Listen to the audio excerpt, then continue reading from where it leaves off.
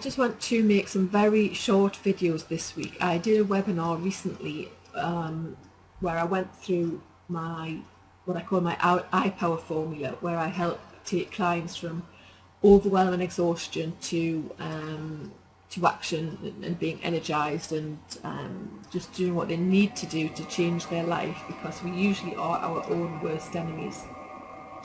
So I want to, I will include the link if you want to download the whole webinar, but I'm going to just do a short video every day for the next few days explaining the different parts of it, because I know we are all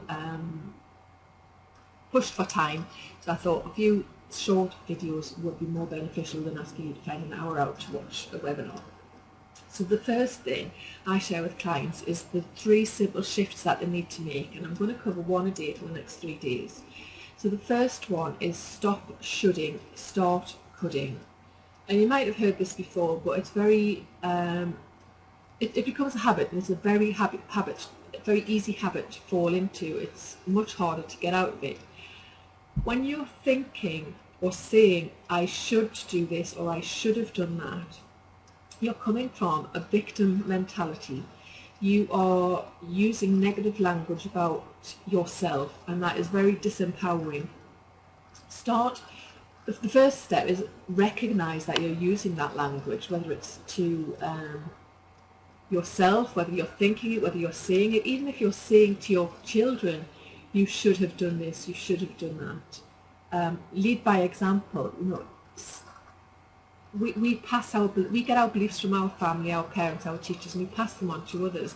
So when you're starting to change your thinking, you're going to pass different thinking onto your family.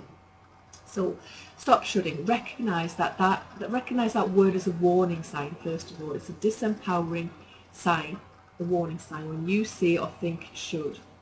Don't beat yourself up about that. Just recognize it, accept it, and change your thinking to I could. Turn that statement into I could. So you might think, I should have contacted 10 people yesterday because the day before I didn't contact anybody.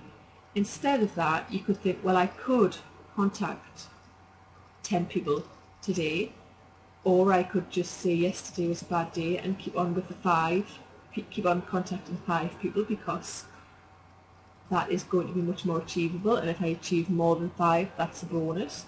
But when you're thinking about what you could do, it's a much more empowering state of mind, and you might choose not to do anything.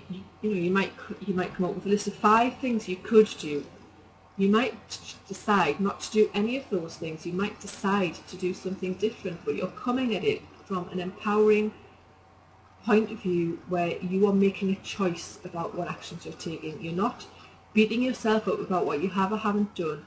You're making choices about what you want to do next. And for example, if your children say, well, you know, I should have done my homework yesterday, now I've got to rush it and it's no good, say to them, well, what could you do differently next time? Don't just say, yes, you should have done that differently, or you should do this. Ask them different questions. What could you do next time, or what could you have done instead? The decision may be that they couldn't have done anything different, but they're thinking differently. Rather than criticising themselves, they're thinking differently about it. So I hope that helps. Recognise the should first of all. Once you recognise it, you can start changing it to could.